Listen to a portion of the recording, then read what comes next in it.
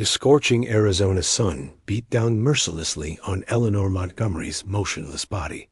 Blood and dust caked her once fine traveling dress, the expensive fabric torn and soiled, silent evidence of the brutal stagecoach robbery that had left her for dead miles from any civilization. The Blackwell gang had been thorough in their plundering, taking her luggage, money, and even the medical supplies she'd carefully packed for her new life in San Francisco. All that remained was a small medical kit hidden in a secret pocket of her petticoat, and the silver locket containing her family's photograph secured around her neck. Eleanor, Ellie to those who had known her in Boston, had been lying there. For hours, her breath so shallow they were nearly imperceptible. Vultures circled overhead, patient observers waiting for what seemed inevitable. The desert around her was silent, except for the occasional rustle of a scorpion or lizard moving through the sparse vegetation. It was in this state that Nathaniel Hudson found her. The tall, weathered cowboy had been tracking the gang responsible for a series of stagecoach robberies across the territory. Following their trail had led him to this desolate stretch of desert and to her. His keen eyes spotted the splash of blue fabric against the red earth from a distance, and he urged his chestnut stallion forward, dust rising from beneath its hooves. Nate dismounted in one fluid motion and knelt beside the woman's still form. His calloused fingers pressed against her neck, searching for a pulse where the jawline met the throat. Most men would have already assumed she was dead, but Nate had seen enough death during the war to know its true face. "Still with us," he murmured, feeling the faintest throb beneath his fingertips. He worked quickly, sheltering her face with his broad-brimmed hat as he assessed her injuries. A deep gash on her temple had bled freely, matting her chestnut hair. Her lips were cracked from dehydration, and bruises were forming on her arms and face. But miraculously, there were no gunshot wounds. The Blackwell gang usually didn't leave. Witnesses alive. He gently lifted her limp body, surprised at how light she felt despite her medium frame. With practiced care, he placed her across his saddle before mounting behind her, one strong arm securing her against his chest. "Hold on, ma'am," he said to the unconscious woman, his voice a low rumble. "Just hold on." The journey to redemption. Creek was arduous. The small settlement was still a half-day's ride away, and the afternoon heat showed no signs of abating. Twice he had to stop when she stirred in fevered delirium, mumbling incoherently about patients and someone named Thomas. Each time, he coaxed water between her cracked lips from his canteen before continuing their journey. As the sun began its descent toward the western mountains, painting the landscape in shades of gold and crimson, the small settlement of redemption. Creek appeared on the horizon little more than a collection of wooden buildings clustered around a dusty main street. Nate headed straight for the doctor's office, only to find it closed with a sign indicating the doctor was away visiting outlying farms. "Damn it all," he muttered, redirecting his horse toward the only other option, the boarding house run by widowed Mrs. Peterson at the edge of town. Martha Peterson was hanging laundry in her yard when Nate arrived, the unconscious woman still cradled in his arms. A plump, kind-faced woman in her 60s. She dropped the sheet she was pinning when she saw them approach. "Good Lord," the older woman exclaimed, hurrying to open her door. "Bring her in, Nathaniel. What happened?" "Stagecoach. Robbery, looks like," Nate replied, ducking his tall frame through the doorway. "Found her left for dead about 20 miles east." Mrs. Peterson quickly cleared her dining table. "Lay her here while I prepare a room. Poor thing's barely breathing." As Nate carefully placed Ellie on the table, her eyes fluttered open for the first time, unfocused hazel eyes that locked onto his face for just a moment before closing again. "Doctor's out of town," Nate explained, brushing a strand of hair from her forehead with unexpected gentleness. "She needs care now." Mrs. Peterson nodded grimly, already gathering clean linens at her medicine box. "We'll do what we can." I've nursed my share of fevers, though she looks in a bad way." Together they moved Ellie to a small bedroom at the back of the house. As Mrs. Peterson began to undress the injured woman, she gasped at the unexpected discovery. "Nathaniel," she called, "come look at this." Nate hesitated at the doorway, mindful of the woman's modesty, but stepped forward at Mrs. Peterson's insistence. In the unconscious woman's secret pocket was a small but comprehensive medical kit with surgical instruments of the highest quality. "These aren't the tools of any ordinary traveler," Mrs. Peterson said, examining a delicate pair of forceps. Nate's eyes narrowed as he examined the instruments. "No, they're not." As they continued to clean and treat her wounds, they made another discovery. Small leather-bound journal that had fallen from her pocket. Though Nate would never normally invade someone's privacy, they needed to know who she was to help her. The first page bore elegant handwriting. "Property of Dr. Eleanor Montgomery, Boston Medical College for Women, class of 1876. A female doctor," Mrs. Peterson whispered, both surprise and respect in her voice. No wonder she managed to survive out there. Nate replaced the journal, his perception of the unconscious woman shifting. "Let's make sure she continues to survive." For 3 days, Ellie hovered between life and death. Her fever raged as infection set in from a deep cut on her arm. Nate remained in town, taking a room at the boarding house rather than returning to the Triple H Ranch, where he worked as foreman. Each morning, he would ask Mrs. Peterson about the doctor's condition before heading out to continue tracking the bandits, and each evening he would return to check on her progress. On the 4th morning, while Mrs. Peterson was preparing breakfast, a crash from the back bedroom sent her rushing to investigate. She found Ellie conscious but disoriented, having knocked over a water pitcher in an attempt to stand. "Easy now, dear," Mrs. Peterson soothed, helping her back to bed. "You're safe in Redemption Creek. A cowboy found you in the desert and brought you here." The stagecoach," Ellie managed, her voice rough from disuse. "They took everything." "Not everything," came a deep voice from the doorway. Nate stood there, hat in hand, relief evident in his usually guarded expression. "You had the good sense to hide what mattered most." Ellie's eyes, now clear and alert, studied the tall man before her. His lean frame filled the doorway, broad shoulders tapering to narrow hips. A worn leather vest covered his cotton shirt, and the Colt revolver at his hip looked as much a part of him as his arm or leg. But it was his eyes that held her attention, a startling blue against his sun-darkened skin, watching her with an intensity that might have been unsettling if not for the kindness behind it. "You found me?" she asked, her medical training already. Assessing her own condition, dehydration, contusion to the head, laceration requiring sutures on her forearm, he nodded once. "Name's Nathaniel Hudson. Most folks call me Nate." "I'm Dr. Eleanor Montgomery," she replied, a challenge in her tone as she emphasized her title. Clearly accustomed to having it questioned, to her surprise, Nate simply nodded again. "Figured. As much from your journal and medical kit. You've got some skill, Doc. That arm of yours needed stitches, and Mrs. Peterson here isn't practiced with a needle that fine. You ... you let me treat myself while unconscious?" Ellie asked, confused. Mrs. Peterson laughed softly. "No, dear. But when your fever broke briefly 2 nights ago, you insisted on showing me how to clean and stitch the wound properly. You were quite adamant about the technique, even in your delirium." A faint smile touched Ellie's pale lips. "That sounds like me." "You're lucky to be alive," Nate said, stepping further into the room. "The gang that hit your stagecoach doesn't usually leave survivors." "The Blackwell gang," Ellie said grimly. "I heard the driver call them by name before they shot him." Nate's expression darkened. "You're certain of that?" "I'll never forget it.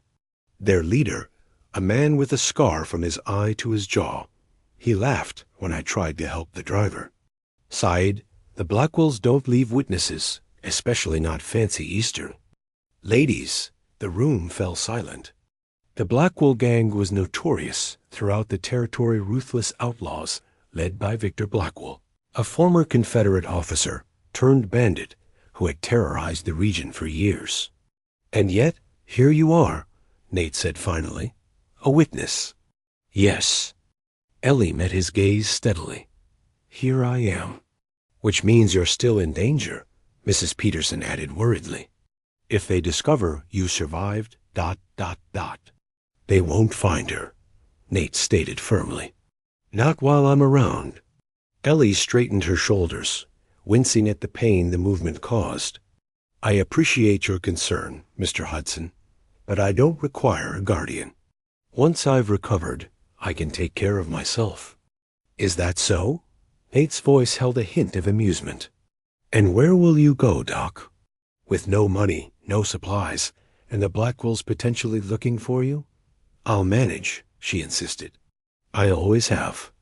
Mrs. Peterson intervened before the conversation. Could become more heated. No one's making any decisions today. Dr. Montgomery needs rest, and there's breakfast waiting. Nathaniel, would you join us? Over a simple meal of biscuits and gravy, Ellie learned more about her rescuer. Nate worked as the foreman at the neighboring Triple H Ranch, owned by an elderly couple named Henderson. He was well respected in Redemption Creek, though considered something of a loner by the townsfolk. Mr. Hudson has been tracking the Blackwell gang for the marshal's office. Mrs. Peterson explained. He has a knack for finding those who don't want to be found. Former Union scout, Nate said simply, offering no further explanation. Ellie studied him over her coffee cup. And what brought a Union scout to Arizona territory, Mr. Hudson? Same thing that brings most folks west, he replied, his blue eyes. Meeting hers directly. A new start. Something in his tone told Ellie not to press further. She understood the desire for privacy all too well. Speaking of new starts, Mrs. Peterson interjected, Dr. Montgomery, you should know that our town has been without a proper doctor for nearly a year now. Old Dr. Wilson only visits from Carson City once a month, and that's if the weather permits. Ellie set down her cup. Mrs. Peterson, if you're suggesting. I'm merely stating a fact, the older woman said innocently. Redemption Creek is growing, with the new silver mine bringing in workers and families. A doctor could build a good practice here. I didn't come west to establish a practice, Ellie said firmly. I was passing through to San Francisco. Running to or running from? Nate asked quietly. Ellie stiffened. I don't see how that's any of your concern. It isn't, he acknowledged, standing from the table. But running rarely solves anything. Trust me on that. Before Ellie could respond, the door burst open, and a young boy of about 12 rushed in, his face pale with urgency. Mr. Hudson, there's been an accident at the mine. Cave-in. Pa sent me to fetch you. Says we need strong backs to get the men. Out. Nate was already reaching for his hat. How many trapped? 4 or 5, they think. Mr. Callahan is hurt bad from what they could see.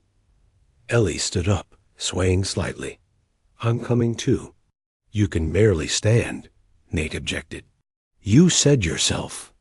The town has no doctor, she countered, already moving toward her room.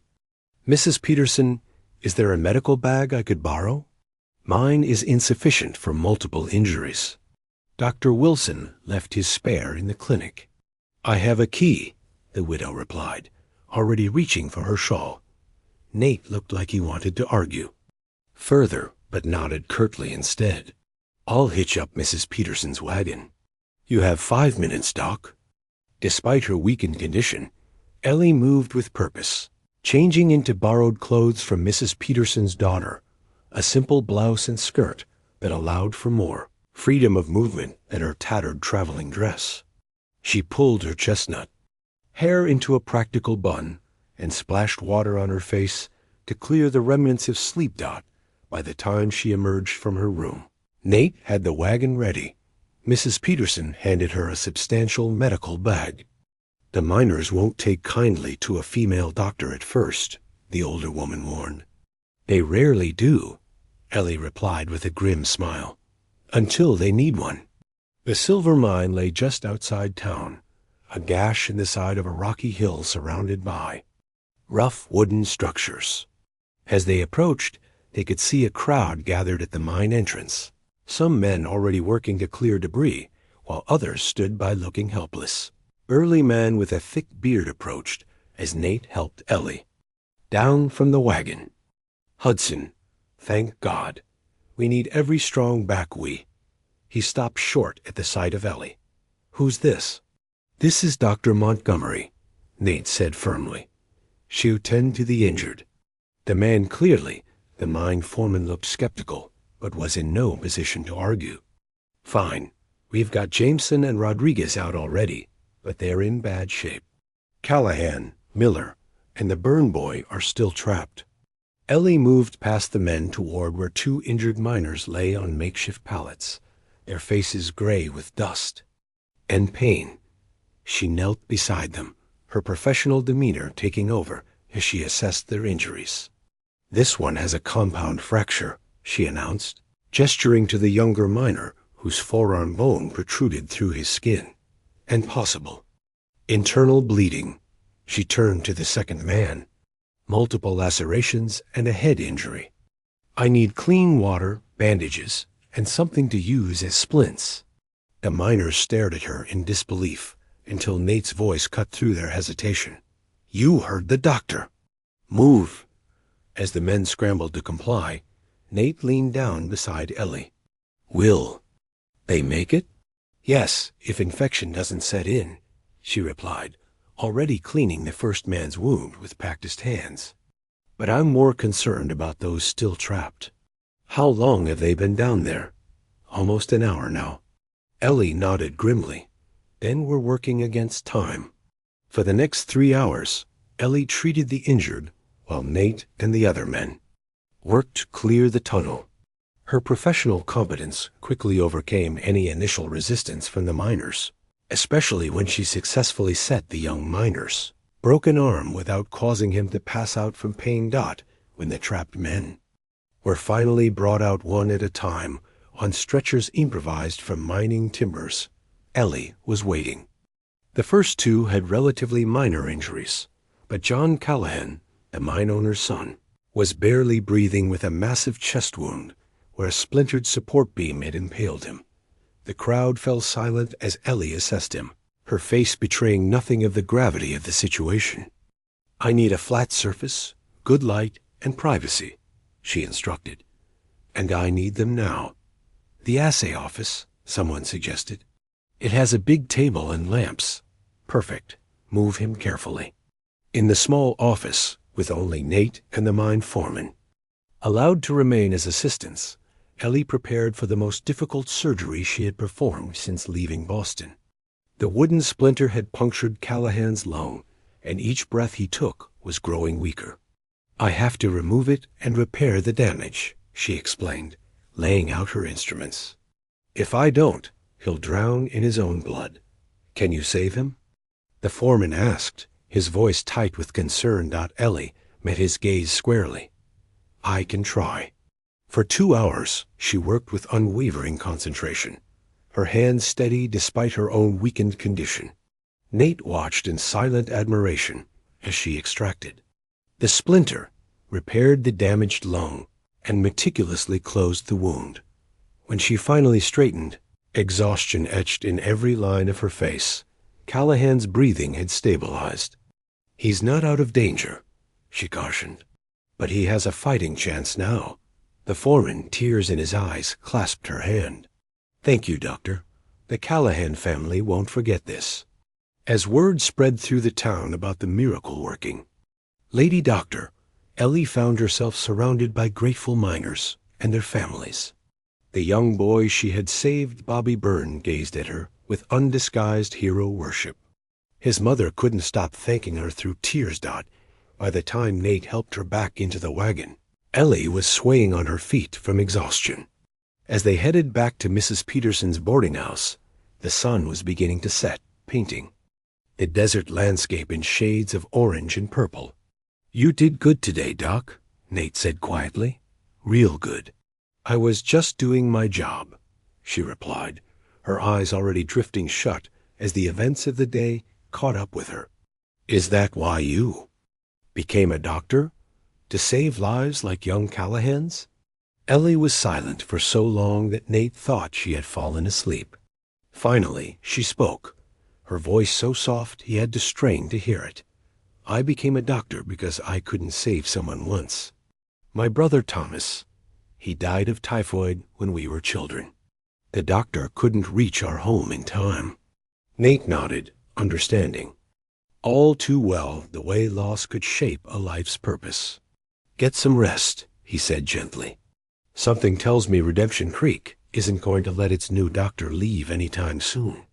As Ellie drifted off to sleep against his shoulder, the wagon trundling back toward town, neither of them noticed the rider watching from a distant ridge.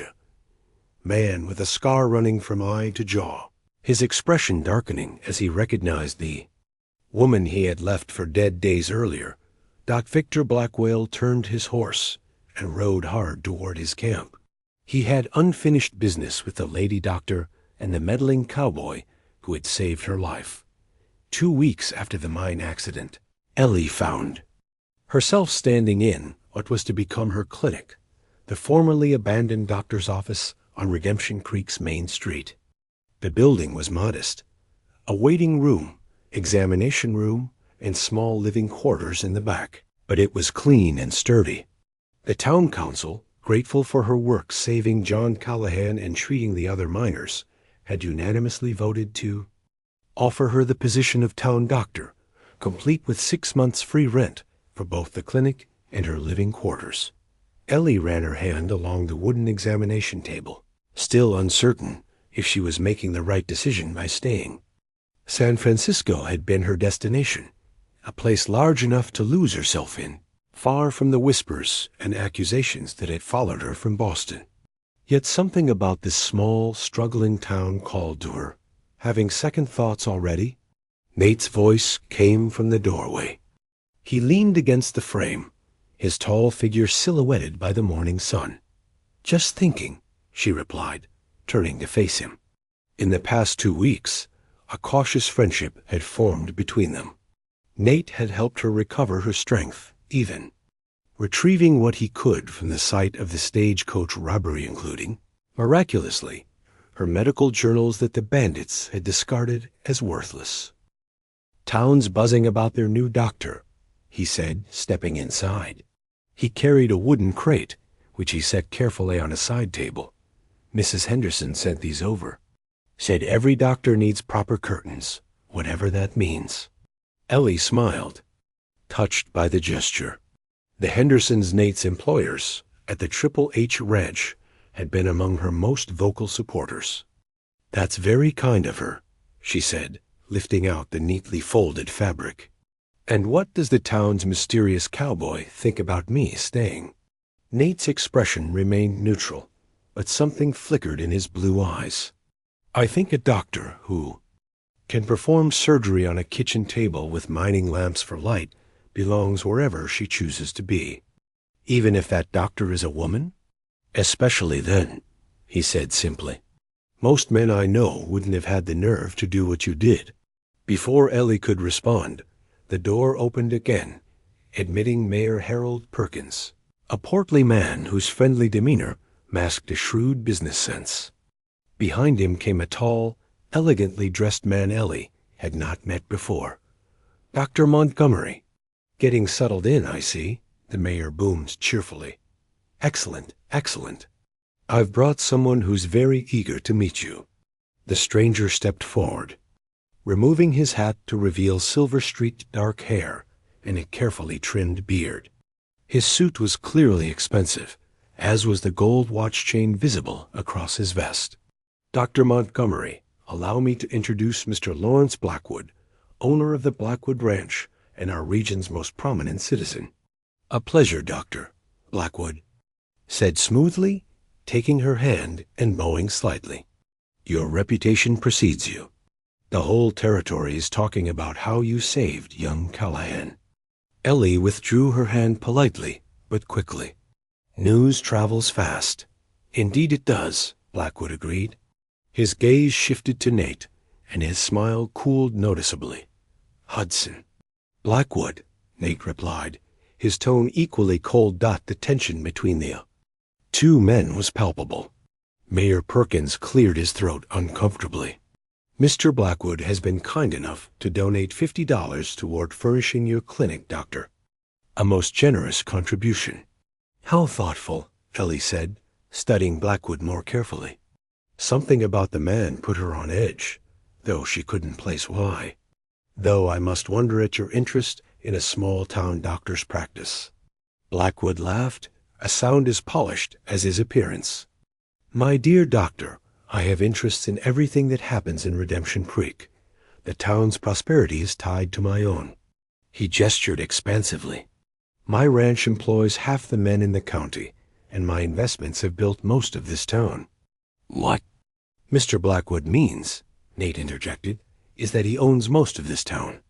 "Progress requires leadership, Hudson," Blackwood replied smoothly. "Not everyone understands that." He turned back to Ellie, his smile returning. "I hope you'll join me for dinner at my home this Sunday, Doctor.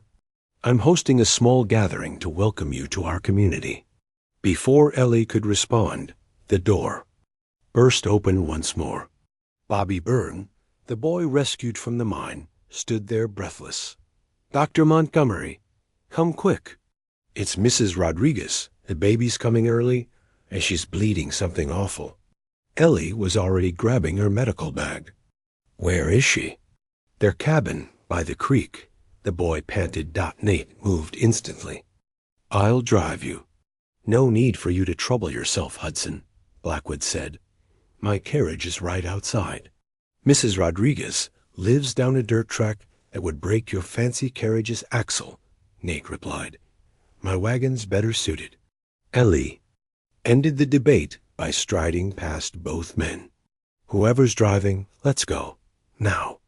Within moments, she was in Nate's wagon, racing toward the modest homes where the Mexican miners and their families lived on the outskirts of town.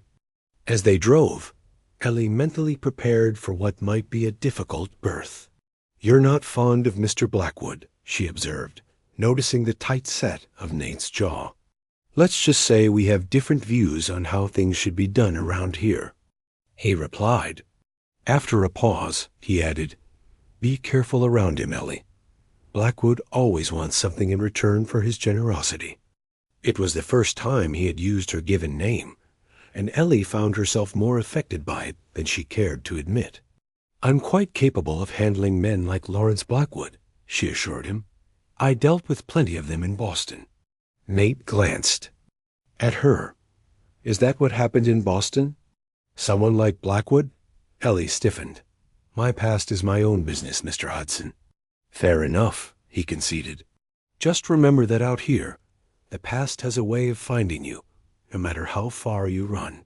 The gravity in his tone suggested he spoke from experience, but before Ellie could pursue that thought, they arrived at the Rodriguez home, a small but neat cabin set back from the creek.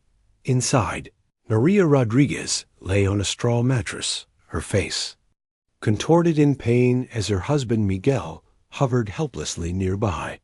Blood soaked the sheets beneath her, confirming Ellie's fears of a complicated delivery. "How long has she been laboring?" Ellie asked, already rolling up her sleeves. "Since yesterday morning," Miguel answered, his English heavily accented. "The pains were small then, but now ... He gestured helplessly. Ellie examined Maria quickly but thoroughly, her experienced hands gentle but confident. The baby was breech, and Maria was hemorrhaging a potentially fatal combination. "I need clean water, as many linens as you can find, and privacy," she instructed. "Nate, there's a bottle of chloroform in my bag." I'll need you to administer it if I have to turn the baby." For the next 2 hours, Ellie fought for the lives of both mother and child. Maria's strength was failing, and the baby remained stubbornly positioned feet first. With no choice left, Ellie administered the chloroform and performed a manual version, a dangerous procedure that involved turning the baby while still in the womb. Nate remained by her side throughout, following her instructions precisely and offering quiet support when her own energy flagged. When the baby, a tiny boy, finally emerged, he wasn't breathing. "Take over with Maria," Ellie instructed Nate, focusing entirely on the infant. Using techniques she had learned in Boston's charity hospitals, she cleared the baby's airways and began gentle chest compressions with her fingertips. "Come on, little one," she whispered, willing life into the tiny form. "Your mom has fought too hard for you to give up now." Just when it seemed hopeless, the baby gave a weak cough and a stronger one, followed by a lusty wail that filled the small cabin. Miguel sobbed with relief as Ellie wrapped the infant and placed him in Maria's trembling arms.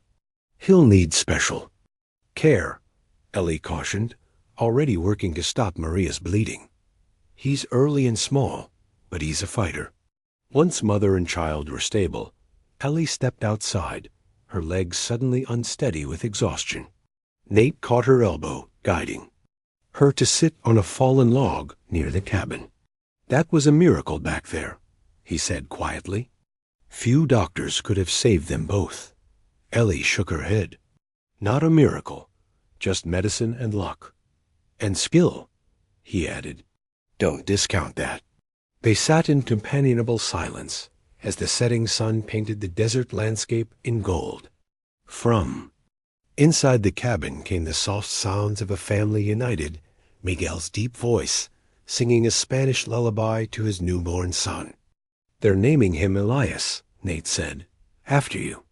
Something tight in Ellie's chest loosened at his words. For the first time since leaving Boston, she felt she was exactly where she needed to be. The moment was interrupted by the approach of riders, 3 men on horseback, led by Sheriff Tom Wallace, a former Texas Ranger with a reputation for fairness. "Hudson," the sheriff called, dismounting. "Thought I'd find you here. We've got trouble." Nate stood. "What kind of trouble?" "Blackwell gang hit the Carson City Bank yesterday. 2 dead, including a young woman who was just depositing her family savings." Ellie felt a cold chill at the mention of the gang that had left her for dead. "Did they catch them?" Sheriff Wallace shook his head grimly. "No, but we've got witnesses who saw them heading this way. U.S. Marshals forming a posse. Thought you might want to join, given your tracking abilities." Nate's expression hardened. "When do we ride out?" "Dawn tomorrow. We'll gather at my office." As the sheriff prepared to leave, he noticed Ellie for the first time. "Dr. Montgomery, isn't it? Heard about your work at the mine. Glad to have you in Redemption Creek." "Thank you, Sheriff," she replied, "though it sounds like I've chosen a dangerous time to settle here." Wallace's weathered face grew serious. "These are always dangerous times, ma'am. That's why we need good folks to stand against the bad." He tipped his hat and remounted his horse. "Dawn, Hudson. Don't be late." After the riders departed, Ellie turned to Nate. "You're going after them? The same men who attacked my stagecoach?" "Someone has to," he said simply. "These men are killers," she argued. "And you're a ranch foreman, not a lawman." Something shifted in Nate's expression, a hardening, a returning to something he'd clearly tried to leave behind. "I wasn't always a ranch foreman, Ellie. What were you?" He hesitated before answering. "After the war, I rode with the U.S. Marshals for 5 years. Tracked men worse than the Blackwells across every territory west of the Mississippi." "And yet you gave it up to work cattle," she observed. "Why?" Nate looked away, his gaze distant. "Same reason you left Boston, I expect. Some ghosts you can't outrun, no matter how far you go." The raw honesty in his voice resonated with something deep inside Ellie. Before she could respond, Miguel appeared at the cabin door. "Doctor," he called softly, "Maria is asking for you." Ellie stood, professional duty reclaiming her attention. "I should stay with them tonight. The first 12 hours are critical." Nate nodded. "I'll come back for you in the morning, before I meet the posse." He hesitated, then added, "Be careful, Ellie. If the Blackwells are returning to this area." "I'll be fine," she assured him, though the memory of those terrible hours in the desert made her shiver. He studied her face for a long moment. "I don't doubt it. You're one of the strongest people I've ever met, Doc." With that, he mounted his horse and rode away, leaving Ellie with an unsettled feeling that had nothing to do with her medical concerns and everything to do with the danger Nate would face come morning dot inside the cabin. As she cared for Maria and baby Elias through the night, Ellie couldn't shake the sense that her decision to stay in Redemption Creek had set events in motion that would test her in ways she couldn't yet imagine.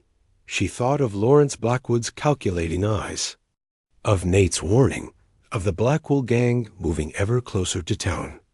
Most of all, she thought of Thomas, her brother, whose death had set her on this path so long ago. "I promised I'd save others since I couldn't save you," she whispered to his memory as dawn approached. "I just hope I haven't led death to another." Doorstep.